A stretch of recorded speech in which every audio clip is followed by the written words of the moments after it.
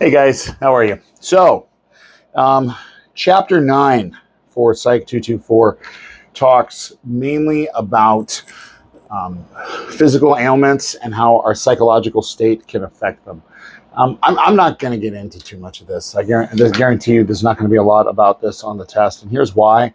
We're focusing on abnormal psychology here. So, what I want you to understand about chapter 9 is just like in the somatic disorders, where the psychology of a person can create physical symptoms, it also can have a serious impact on existing physical symptoms. So if you happen to be somebody who, is suffering from a serious psychological, or excuse me, a serious physical ailment like cancer or something of that nature, your psychology, how you approach it, your mental state, it doesn't even have to be a disorder, has a real and significant impact on your prognosis. Okay, and that's all there is to it. I mean, the research is in. People with a better outlook, a better psychological mindset, heal better, heal faster, and in the cases of diseases that go into remissions, heal longer.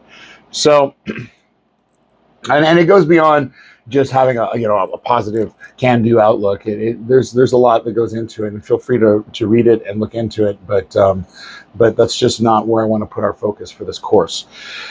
I do want to talk about chapter 10 though, sexual dysfunctions and paraphilic disorders. So here's the thing. We as creatures have a single biological imperative, and that is to propagate the species.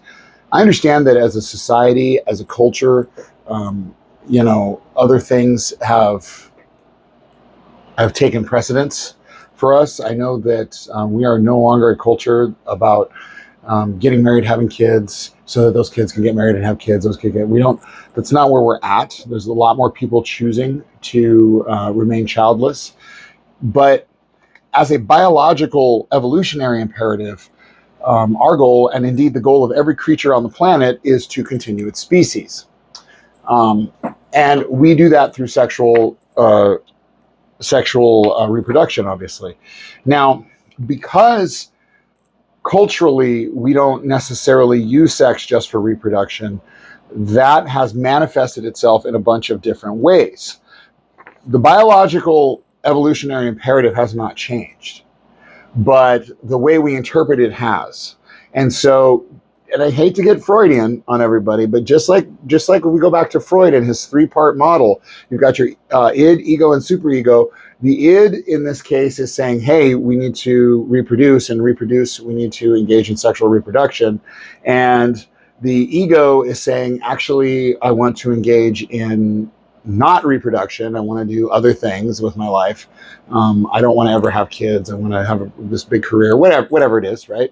And so the superego has to find a way to make those two work with each other. And again, that's a Freudian take on it. I'm not saying that's the right way to take it. I'm just saying that is one way to look at it. That we've got this biological imperative and this evolutionary imperative and the psychological imperative that is literally ingrained in our genetics. It is our genetics. And we have to find ways to express it that do not necessarily meet the goals of that imperative. That's not true for everyone. Of course, some people want to get married, have kids, or not get married and have kids, or adopt kids, or whatever. But at the end of the day, we are about more as a species psychologically than just reproducing ourselves. We're not viruses. We're not plankton.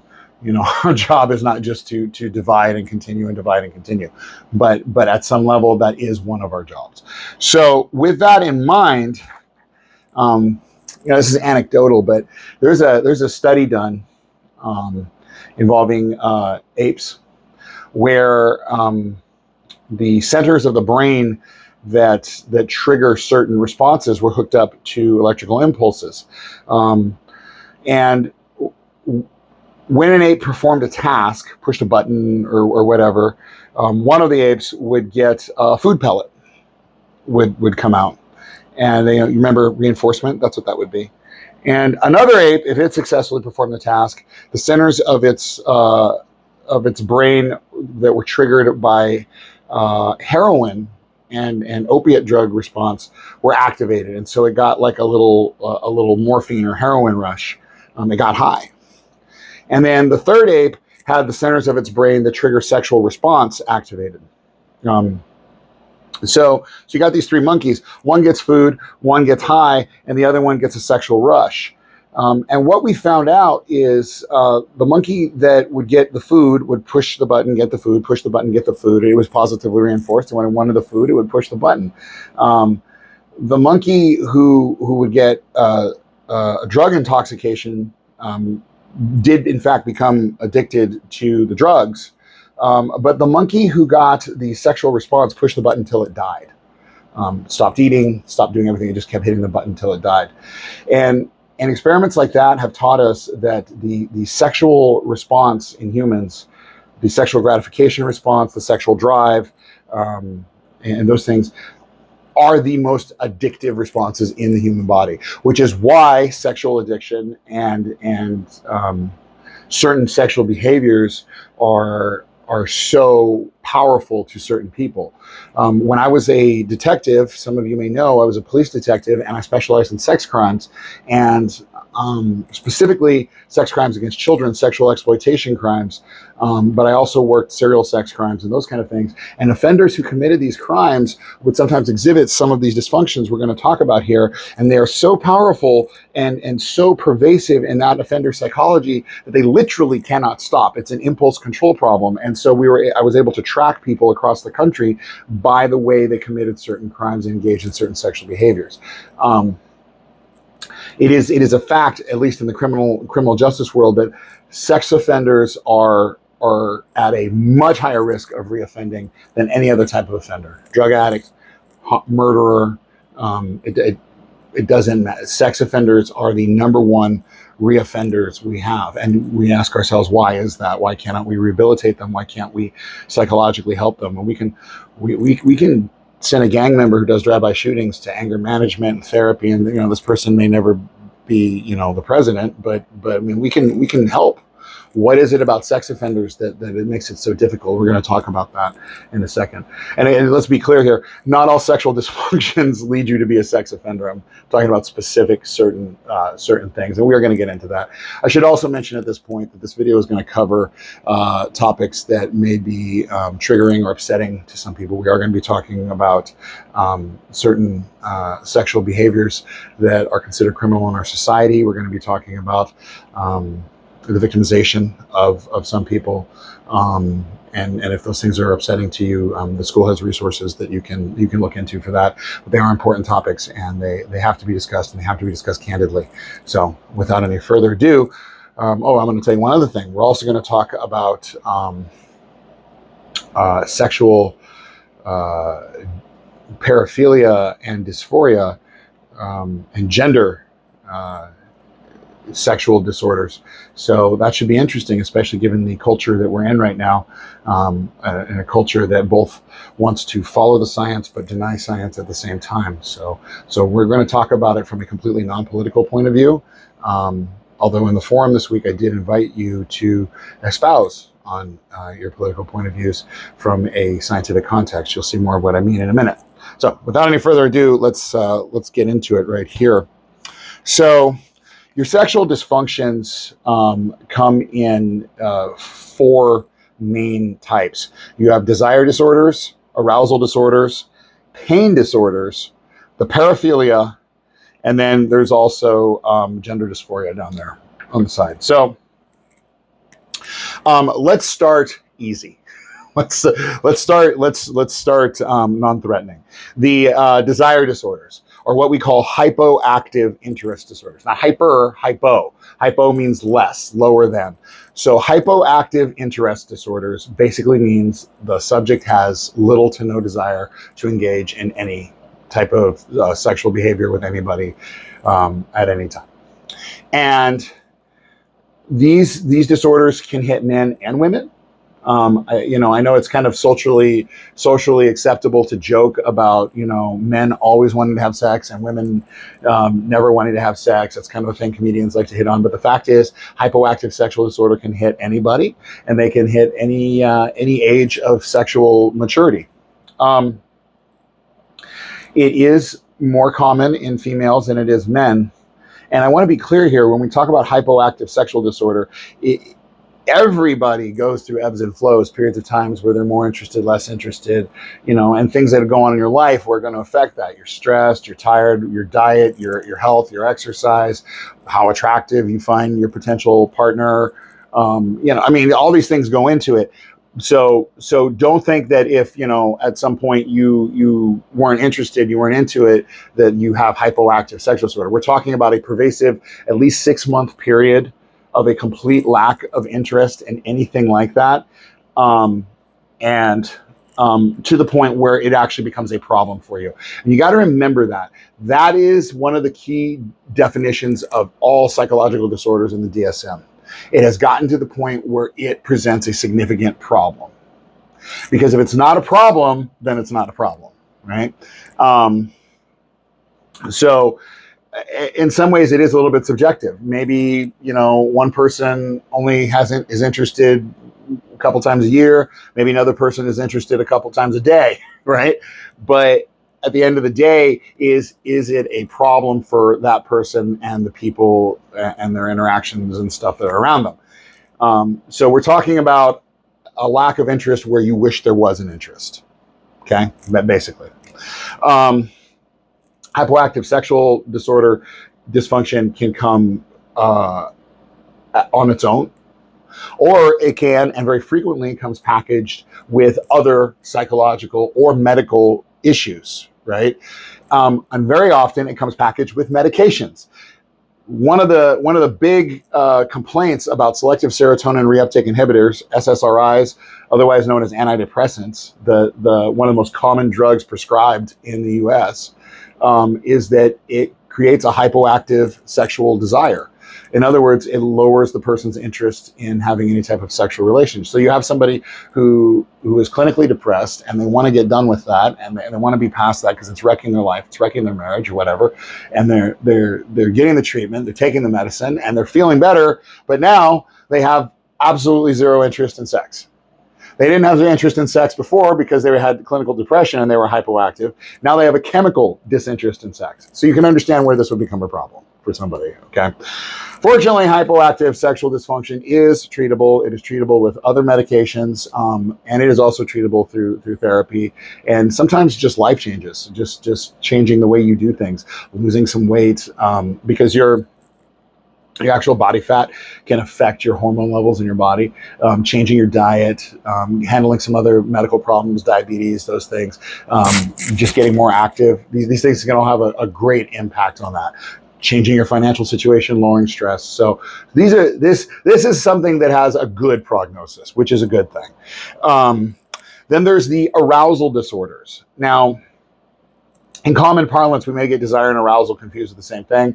In medical parlance, they're not. Desire is the want to do it. Arousal is the ability to do it. Or in this case, what you've probably seen on ads on TV and stuff is ED, or erectile dysfunction. The arousal disorder doesn't hit women as much.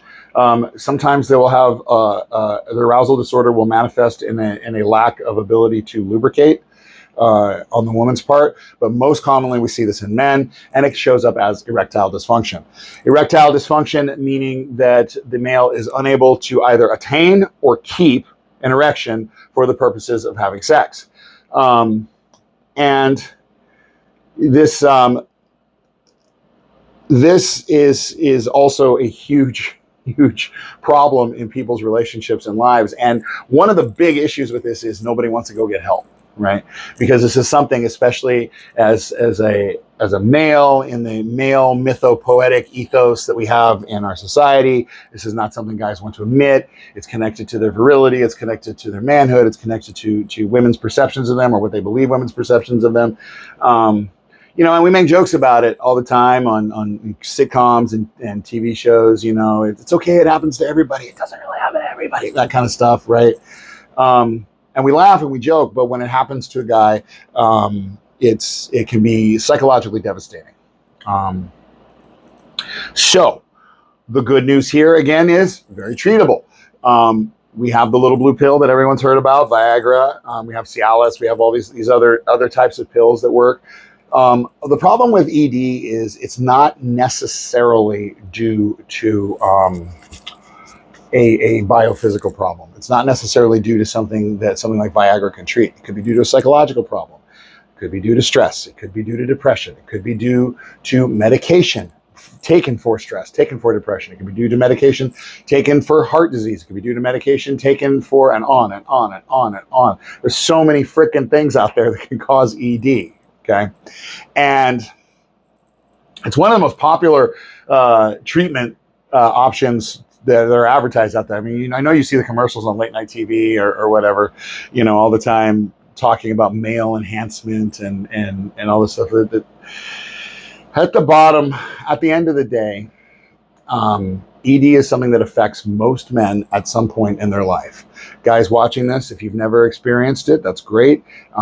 Chances are at some point in your life, even if it's just once, you are going to experience it. And it could just be from drinking too much alcohol. The good news is it's not necessarily indicative of something horrible and terrible wrong with your body. And it is highly treatable if it is a syndrome. It is something that we can take care of. The bad news is, as a guy, you're probably too stubborn to go ask for help, right? And you're just going to sit around and deny it for a while. So if this is you, I'm not a doctor, but I'm not a clinician, but let me just get this out. Just go get some freaking help. You'll be all right. Talk to your doctor. It'll be fine. But again, this can be something that can have a huge impact on people's marriages, their relationships, their self-perception, their self-esteem, cause depression, on and on and on. Okay. The pain disorders. This is almost primarily women. There's a thing called vaginismus, where the actual walls of the cervix and will spasm and tighten up to the point that prevent penetration at all. Those are some really strong muscles down there. I mean, they create and hold a human, right? And then they remove a human. So, I mean, you're talking about some really powerful muscles down there. And if they want to clamp down, they can. And then we're talking about cramping and clamping shut. And we actually encountered a victim that I had to deal with who had this. She had been the victim of a crime as a young child, and now she experienced this. It was due to a psychological trauma that she had. It was like her body's way of trying to prevent it going into defense mode. The pain was severe. And so was the disappointment for both her and her potential partners and those kind of things. This is unfortunately not as easy to treat as ED on the male side, because there's almost always a deep psychological root to this. There's also a biophysical cause, and just like with the men, this is something that people don't want to go to the doctor and talk about.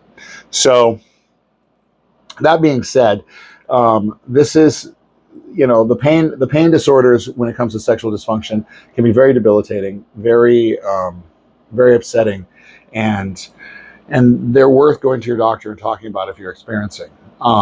When you see a female suffering from one of these, there's almost always going to be some type of serious psychological issue in the background, something else going on that needs to be addressed. Okay. Got all that stuff out of the way? All right. Paraphilia. Para is Greek for on the side or next to. Philia is Greek for love. So paraphilia means love on the side or to the side of love. And basically what the paraphilia are, I like to think of them as the opposite of phobias. So you remember, a phobia is a psychological aversion to, irrational fear of pretty much anything, right? A paraphilia is the exact opposite. It is a intense sexual arousal or attraction to something outside of the norm. We live in a society now where we don't like to use terms like the norm and normal, right? We don't like things to be normal. So what is normal, right? But some things are decidedly not normal, okay? And normal is decided by society. We as a society decide this is normal, this is abnormal. I'll give you an example. One paraphilia is is bondage, not necessarily sadomasochism, but bondage. Bondage is a paraphilia. It's a sexual arousal and attraction to being restrained or restraining somebody else during sexual activity. And all paraphilia exist on a sliding scale. They have a little attraction to unable to function without it. And I'll talk more about that higher end here in a second. There was a time in our nation when bondage was as taboo of a paraphilia to discuss as anything else. But now it's almost mainstream. I mean, you've got movies, right? You've got the 50 Shades of Grey books, the 50 Shades of Grey movies. It features on primetime television. It's almost mainstream, right? And so it's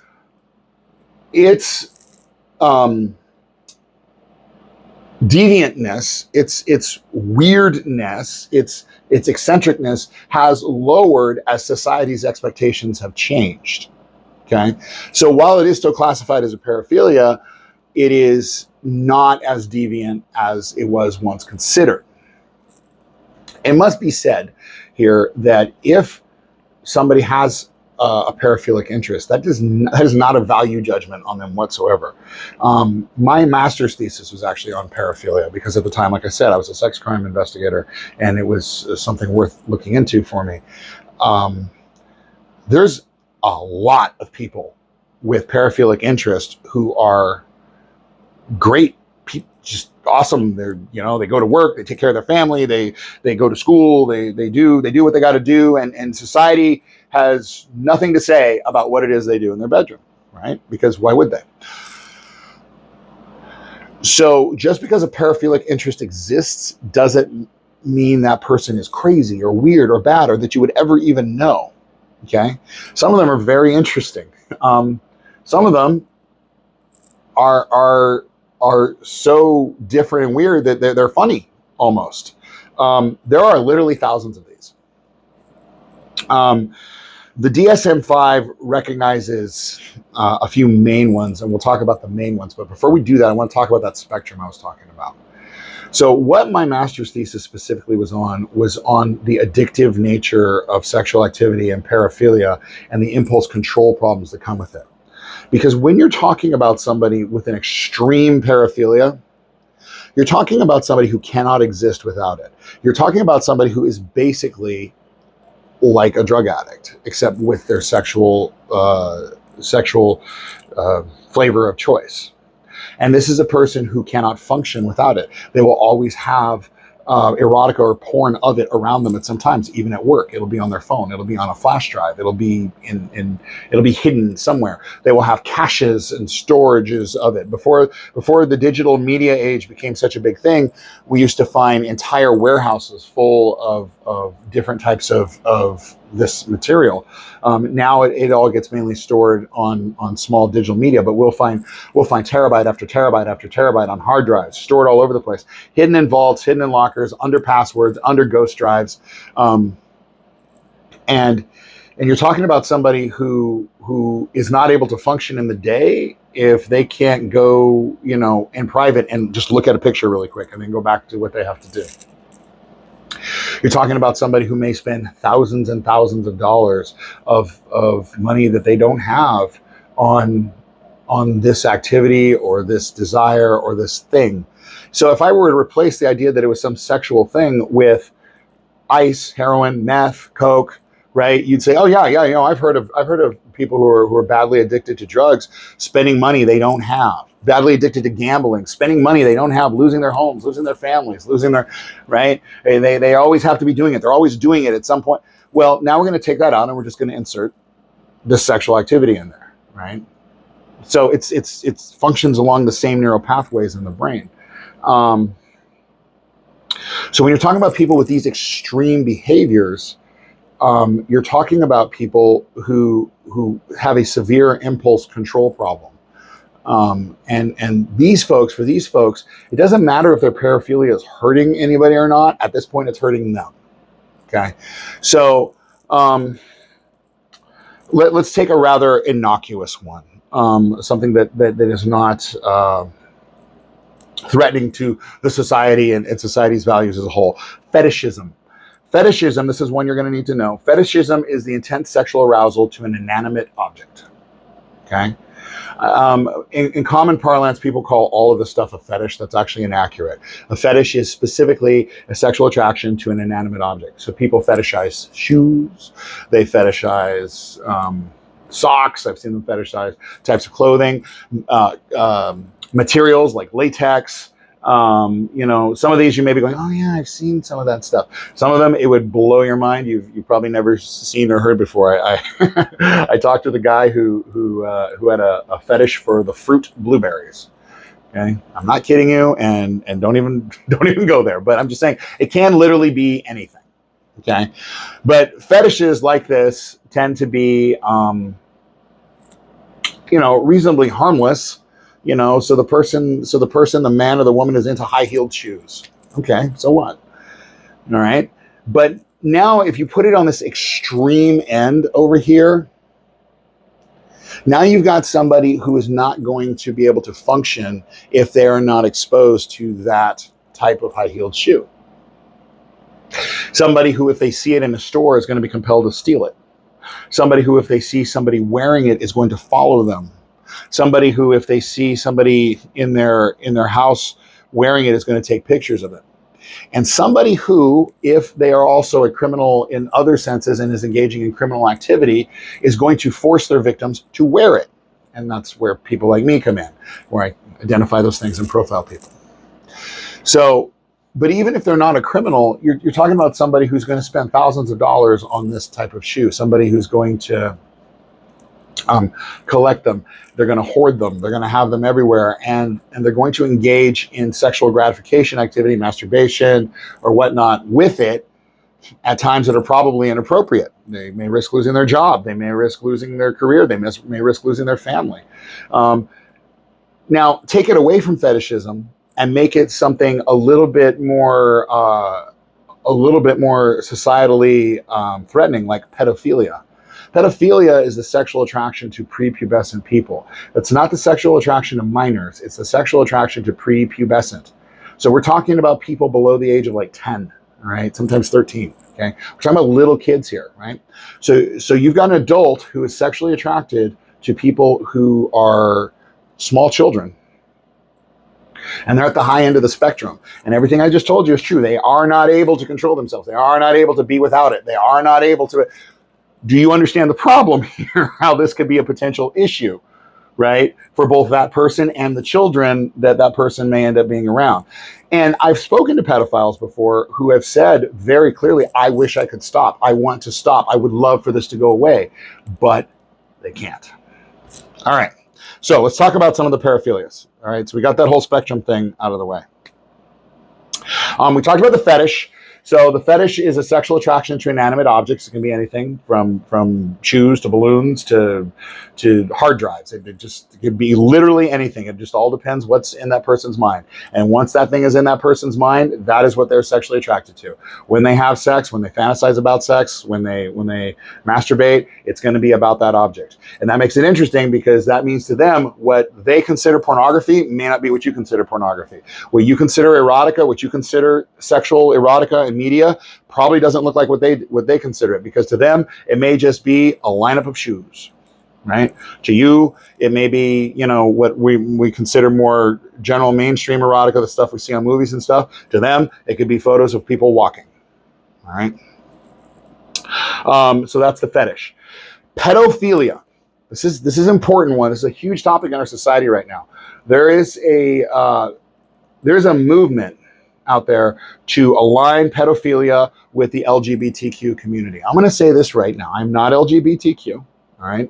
I'm a cisgendered male. I have a lot of friends and colleagues in the LGBTQ community whom I love and respect very much. And it needs to be said right here that being gay and being bi and being trans, that is not a paraphilia. A paraphilia is a completely different thing, okay?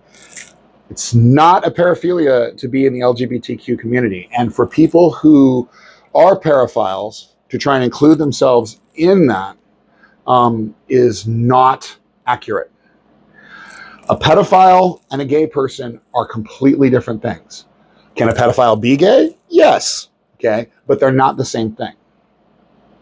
So let's dispel any ignorance that we may have or that may be existing, that you think that because somebody is gay, they're automatically a pedophile. That is not accurate at all. The next thing you need to know is just because somebody is a child molester doesn't mean they're a pedophile. What? Pedophiles are attracted to people who are below the age of pubescence. So the breast buds have not started yet. The hair has not started growing yet. The boy's voice hasn't started changing yet. We're talking about little kids from birth to about 10, 11, maybe 13. Okay, we're talking about little kids. Okay, and a pedophile will lose interest in somebody if they start to show that development. So if we're talking about, let's say, a 16-year-old female in the United States of America who is biologically capable of having children at this point, because she's reached the age where she has a menstrual period. She's biologically capable. Socially, we don't want that. Legally, we don't want that. And psychologically, we don't want that, because our society is not structured around 16-year-old adults, right? But biophysically, she is capable of having children, which means biophysically she probably has at least the partial developings of secondary sexual characteristics like breasts and hips and those sorts of things. If somebody is attracted to her, they're not a pedophile. Okay, they may be a child molester, but they're not a pedophile. Okay? Can you understand the difference? And why is it important, you may say? All right, why do we care? It's gross. Well, okay, that may be fine. And it may still be illegal, and it may still be something we need to take care of. But let's look at it from an investigator's point of view. Let's say I'm hunting a pedophile, okay? And I don't know who the guy is, but I know he's a pedophile, and I'm hunting him. And the neighbors go on Megan's Law, and they search up all the local people who've been convicted of sex crimes in their area, and they find out there's this guy who got convicted of having sex with a 16-year-old when he was 21. And they come to my office and they're beating down my door saying, this is your guy, you need to arrest him, this is the guy who did it, we figured it out. No, he's not. He's not. And I'm not going to waste my time looking at the wrong guy, because I'm dealing with a psychological disorder here that I can use to track somebody. And we see this type of witch hunting thing occur in the media a lot, where we get child molester and pedophile confused. Pedophiles are child molesters. Not all child molesters are pedophiles. Child molester is determined by the law. It's determined by what the age of consent is, and what we as a society agree on. We as a society have agreed that 18 is the age of consent. We have also agreed that we will make exceptions for that in certain cases, like when there are two teenagers in a car, or like when he's 18 and she's 17 and stuff. I'm not saying it's right, but I'm saying we don't charge that the same way that we do if it's a 34-year-old man and a 10-year-old little girl. Okay? So it's important to know the difference between the legal term child molester and the clinical term pedophile. Now, when you're dealing with a pedophile, someone who has pedophilia, pedophile paraphilia, when you're dealing with somebody like that and you're looking at that spectrum, you can see where this can become a problem, right? Right? Because if you're over here on this end of the spectrum and you engage in all those addictive behaviors, and this is what your paraphilia is telling you to do, you could see why that could be a problem for society. You could also see why most members of the LGBTQ community don't want to be lumped into that group of people. Transvestic fetishism. Okay. All right. Transvestic fetishism is the sexual attraction to dressing in the clothes of the opposite sex. First, I want to say the clothes of the opposite sex are defined by your society. Okay, it's not the same everywhere. Your gender roles are defined by your society. It's not the same everywhere. So we're talking about in a society where the men have a certain type of clothing and the women have a certain type of clothing, and you are one of those two, and you get sexual excitement from dressing in the opposite one. Okay, usually the underwear. Okay. So Yeah, we talk about like drag shows and these sorts of things. Like drag performers are performers, and they aren't necessarily transvestic fetishism, but they are engaging in transvestic behavior. So for best understanding, that is what that is. A person with transvestic fetishism does not believe themselves to be the opposite gender. So if it's a male, he does not think he's a woman. He knows he's a male. He likes to dress in women's clothes. That's why it's exciting, because he knows he's a male. And depending on where he's at on the spectrum, he may live a perfectly normal life and everything is normal and fine. And then, on weekends at home, or when he's with his family, or hopefully not with his family, when he's with his partner or whatever, and they're engaging in that type of adult stuff, then he indulges in that. On the other end, if he's on the other end of the spectrum and he can't not be with it all the time, maybe he's at work, he's walking around in his clothes, but he's got women's underwear on underneath or something. Okay. And again, is he hurting anybody? No, not really. But is he potentially hurting himself? Well, it depends how far he's getting into the behavior, how much money he's spending, is he ruining his own life, those kind of things. Right? That's something for him to decide. But there's no victim in transvestic fetishism like there is necessarily in some of the more sensationalized, criminalized paraphilias. So, of the paraphilias, those are the ones I kind of want you to be aware of: fetishistic paraphilia, paraphilia, and transvestic fetishism, and what they mean, and the fact that they exist on a spectrum, and that they can be very minor, or they can be pretty much the defining feature of that person's entire life. Paraphilia can occur in multiples. They can occur in what we call, ready for the big word, polyparaphilia. So you can have somebody who is has transvestic fetishism, but is also a fetish for latex. So they do their transvestic fetishism, but in latex. Okay. You can have somebody who is a pedophile, but also has what we call a partialism, but it was a specific attraction to a body part, let's say feet. So a pedophile who's specifically attracted to feet. I had one of these cases, a guy who was specifically attracted to little kids' feet. That is incredibly specific, right? And why it's important to know what it is you're looking at and what you're tracking. Okay. So they can occur in multiples, and they can occur in multiples in very innocuous people, right? A person can be into bondage and sadomasochism. Sadism is sexual attraction to humiliation and pain of others. Masochism is the sexual attraction to the humiliation and pain of yourself. As you can see, bondage, sadomasochism tend to go together. If you can find somebody who's into all three, and you're into all three, then great. I guess good for you, right? And again, it's kind of up to you to decide whether or not what 2 consenting or 3 consenting or however many consenting adults do in their own privacy, if they're not hurting anybody and everybody gets along with it, if it's okay or not. That's not for me to decide, because they're not going out and hurting people. Gender dysphoria. Used to be the part on pedophilia was the big hot button topic in this conversation, but it's definitely gender dysphoria now. So gender dysphoria is a condition. It's not a paraphilia. It's a condition wherein the subject has a strong and pervasive feeling and experience, a psychological experience, that they are not the gender that they have been assigned. Okay?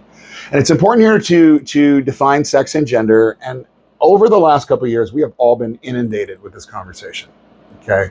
On every news outlet, on every social media thing. And I'm, and I used to get involved in these and have these discussions. But what I've discovered is that people who have actually been trained in it aren't the ones that are listened to. It's the loudest ones that are listened to. So I'm going to give it to you. You do with it what you will. There's a difference between sex and gender. Sex is your biological assignment. It's what you are physically. It's what you came out of your mother as. It is whether you are a little boy or a little girl. It is whether you have a penis and testicles or a vagina and uterus. Okay, that's your sex. Gender is the role you play in a society based on that sex. Gender A really common and fun thing to say right now is gender is fluid. Actually, yes, globally gender is fluid because there are different places in the world where the different sexes take on different gender roles. Okay, the United States has traditionally been a patriarchal, gendered society, and for better or worse, that is our history. There are societies that are not like that. There are matriarchal. There are societies where it's the grandparents, regardless of their gender. There are societies where duties are flipped. There are societies. It's all over the world. Things are done in different ways. Okay. That being said, when we talk about gender roles here in the United States, we're talking about that traditional male-female gender role here that for some people it has become so psychologically important to cling to during this conversation that they have. Sorry about that. I had to hit pause and step away from the camera for a second. Anyway, what I was saying is there are people who are so politically and emotionally tied up in the gender roles and supporting them and also tearing them down that the conversation has become kind of toxic. I think we can agree on that.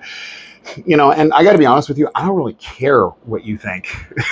I hope you don't care what I think. I don't care where you fall on the spectrum, as long as you're capable of having an intelligent discussion. Because as a teacher, that's what I'm concerned with, your ability to talk intelligently and calmly and listen to other points of view and interpret those and give out your own and those kind of things.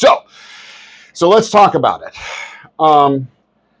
So I'll just get it out there. Gender dysphoria is still considered a disorder in the DSM-5. And the DSM-5 is the latest version of the Psychological Statistics Manual. It came out in 2014. I hear all sorts of arguments out there. Oh, that's archaic. That's ancient. No, it's not. It's relatively new in the whole thing. I mean, I know it's 10 years old, but in the cases, how often do you think they update the medical handbooks, right? So, gender dysphoria is the pervasive belief and psychological experience that you are not the gender that you occupy. All right. So that begs the question, does that mean that you just don't want to do the gender roles of your sex? Because remember I said there's a difference between sex and gender. Or does that mean you want to be the entirely different, you just want to change physically and socially? Well, lately anymore, we used to actually have transgenderism and transsexualism. Those were two separate things. Anymore, it is now kind of the whole package, right? That is kind of what we look at. So why would it be considered a disorder?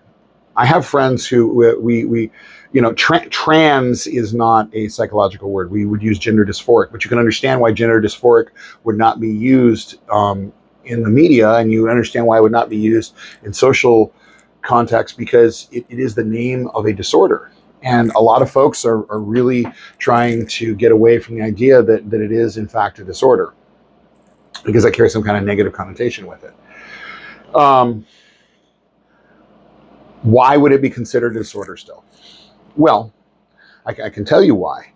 Because this is no value judgment on the human. This is no value judgment on the person's self-worth, their worth to society, their value as a person, their intelligence, their beauty as a human. There's no value judgment whatsoever.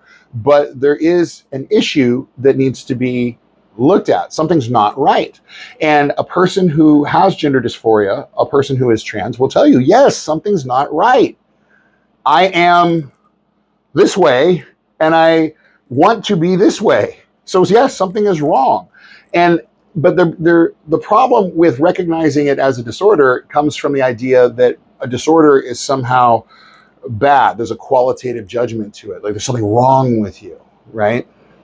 Whereas if somebody said, yeah, my arm hurts and I would like it not to hurt, so I'm going to go to the doctor to make my arm not hurt anymore. Nobody has a qualitative, nobody has a problem saying, yeah, that guy's got a cut on his arm. But we do have a problem saying that this person has gender dysphoria. Because for some reason, acknowledging the fact that they have gender dysphoria and want to correct that or reassign themselves is somehow wrong. And that's not accurate scientifically. It just doesn't make sense any more than saying somebody has depression is a value judgment upon them. But the problem is, and I can see this from some of my I have two trans friends in specific, held up three fingers. I have two trans friends specifically that I'm thinking of.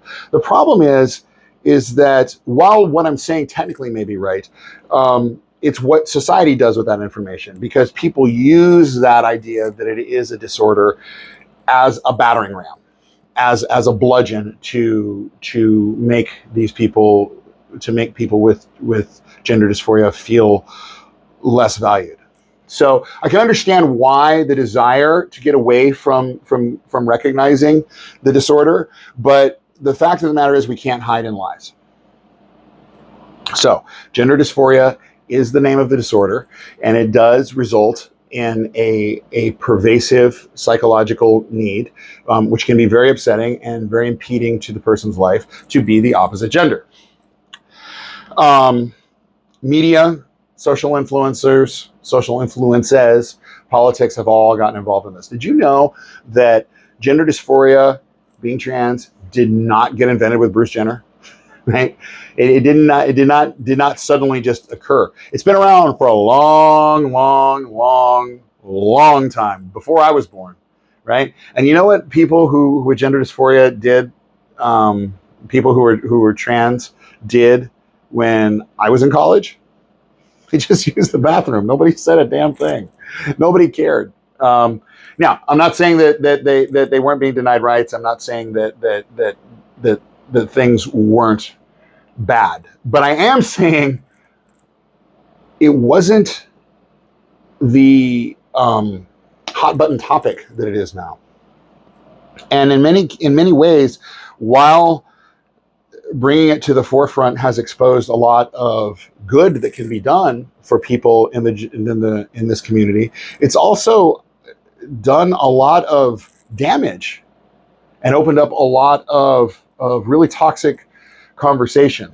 And of course, social media is great for that, because it used to be you actually had to have something to say to have a platform. Now anybody with the ability to move their thumbs can get online and spew hate to the entire world. So, which is unfortunate. Or maybe it is fortunate, First Amendment, I don't know. But either way, sometimes people do spread some misinformation. So here's the facts from a scientific point of view. Being trans, having gender dysphoria, is still considered a disorder. One that we would like to help people correct. That doesn't mean necessarily convincing them that they are the gender that they don't want to be. Very often, usually what that means is helping them execute that transition. So I don't know that it's necessarily the problem is the fact that it's a disorder or calling it a disorder. I think it's in the perception of what a disorder means. That's just my opinion. I would ask you this question, though. From a logical standpoint, if it is a disorder, it is a disorder. But from a logical standpoint, if you'll just accept my thing that there is a disorder there, does that mean in any way that a person with gender dysphoria should be treated any less, should have any fewer rights, should have any fewer access to anything, should be denied anything, should be hated, no more than we would anybody else with anything else, and I think that's where we kind of get lost in the sauce on all of this. But again, just my opinion. But there you go.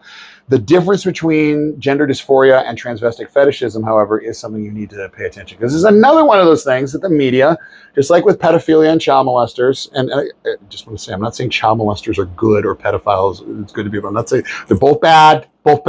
Just they're not the same thing. It's another thing that we've kind of lumped in. You see these things on TV where they're having people who do drag shows come in and talk to little kids, and fundamentalists are getting really upset about it because they're saying, you know, our kids shouldn't be exposed to drag, and then other people are saying it's a beautiful thing, a celebration of the trans culture. And yo, like, what the heck, man?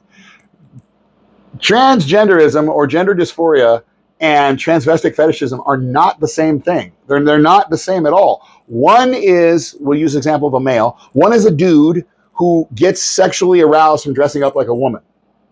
The other is a human who is biologically one thing and believes themselves psychologically to be another thing and wants to transition. They're not the same thing at all. One is a sexual paraphile, and the other one is an entire life that has nothing, where sex is only a small part of it. You know, I don't like seeing these concepts get lumped together like this, because it shows a real inability to be accurate on the part of the people who are making the decisions. And I'm hoping you will be more accurate as we go forward in time. You know, the discussion about whether people who do drag should be allowed to speak to children, that's it. You have that discussion. Go ahead, have it. I'd figure it out. But when you do have these discussions, be smart enough to know that a person who does drag and a person with gender dysphoria are two separate things. Be smart enough to know that a person with gender dysphoria is not less of a person because they have gender dysphoria, but denying that they have gender dysphoria doesn't make it not true. Be smart enough to know that a pedophile and child molester aren't the same thing. And if you want to help law enforcement, don't get them confused. Okay, don't get the torches and pitchforks out. Be smart enough to know that if you are one of the literally millions of people who suffer from one of the very curable sexual dysfunctions, all you really have to do is go talk to your doctor. Okay, don't ruin your life over it. That's what I'm hoping for. All right, guys, I hope you enjoy the lecture, and we'll see you on the next one.